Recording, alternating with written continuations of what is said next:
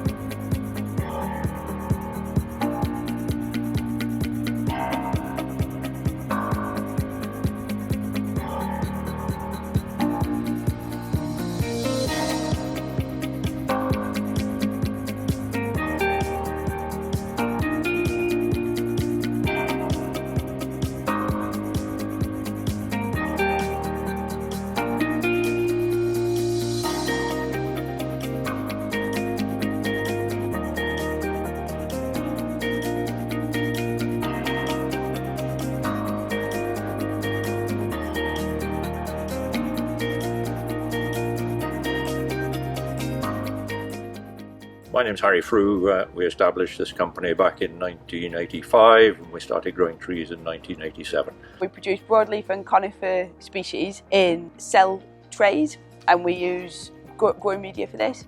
alternative ingredients, alternatives to peat that we use for compost have historically been bark, coir. We've been looking at wood fibre of some shape and form for quite a long number of years now, but it's been too rough, too long. The flowability of the compost has been quite unacceptable. So only now have we got to a very fine grade of new wood fibre based product which is working for our compost. If it's wood and bark, it's coming from the forest, it's coming through here and it's going away with the plants to the forest. So what more could you want in circular economy? Some are not worried as long as they get a good tree. Roots with us are roots for a plant in the forest, and the better the roots, the better the plant, the better the product grows.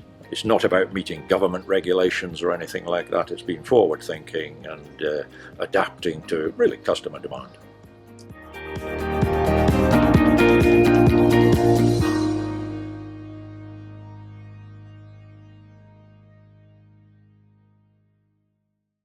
So I hope you'll agree there's a good sustainability story as far as Fibergrow is concerned, and it certainly ticks some of those boxes in terms of moving on now to sustainable products and the peat-free route. So new innovations as well. We're moving on now, looking at where we can use the Fibergrow products into other areas of our business, working with one of our other companies, Amiga Sciences in Daventry. We've designed a new binding agent, which we use in a couple of different products. This is just used to stick product in place. So something maybe not everybody in the audience is familiar with is the blocking market. Blocking market was traditionally just milled peat and wet dug peat, which is very heavy, very wet and very sticky. Also doesn't meet any of those sustainability targets in terms of where that industry needs to go down the peat reduction route. By designing this wetting agent and combining that with the fine Fibergrows, we can actually formulate a milled peat and peat reduced mix that will do exactly the same job. It has a great story both in terms of the fact that it's peat reduced, but also in terms of it's much, much lighter. So we almost halve the amount of lorry journeys heading out to these nurseries to deliver the product. Something a little bit more into the ornamentals is our pot topper product, which again is using the Fibergrow kind of technology along with the binder. So we have a pot topper that you can use for weed control. Once it's watered, it sticks to the top of the pot, doesn't get blown off by the wind. If the pot gets knocked over, it doesn't fall off. So some really good products there that we can use these new technologies for. As we go forward now with these innovations, it's a case of looking at what else can we do with it. Possibly adding fertilizer into the pot topper. Most people, when they're putting a pot topper on, would underfill the pot by about 10%. So effectively, you're losing 10% of your nutrition that you would get in your grow media. Is it possible to add that back in the pot topper so that you've got your full nutrient package? Also pre-incorporating the Lalgard, so for vine weevil control. Pot toppers naturally are quite good at perhaps deferring the vine weevil issue. But if we can put the MET52 in there as well, sorry, the Lalgard M52, that would also help in terms of the control.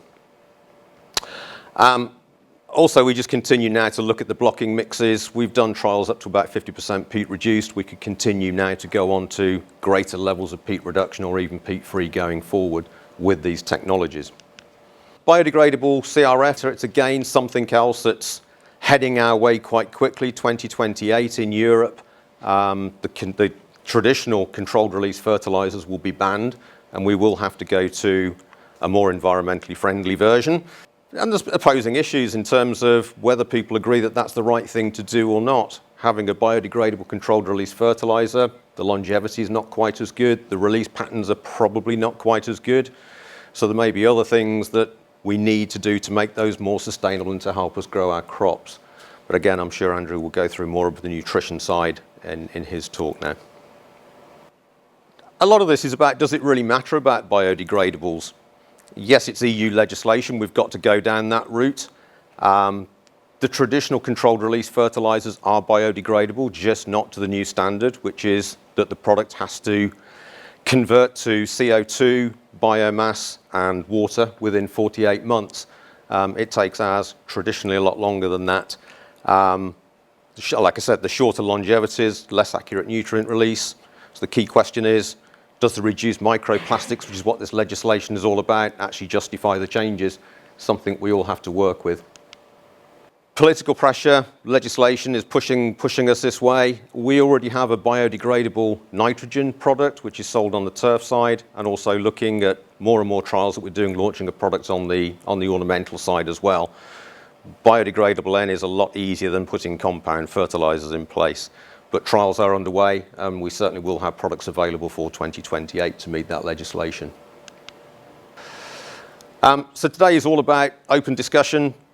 We're finding ways of ensuring we get the highest quality plants, making sure we are compliant with forthcoming legislation, getting our best returns on investment, ensuring that we meet customer demands, whether that's us meeting your demands or you meeting the demands of your customers, and achieving it in a sensible and commercially viable way, not just going full force into doing something that might look very environmentally friendly but probably doesn't work for you.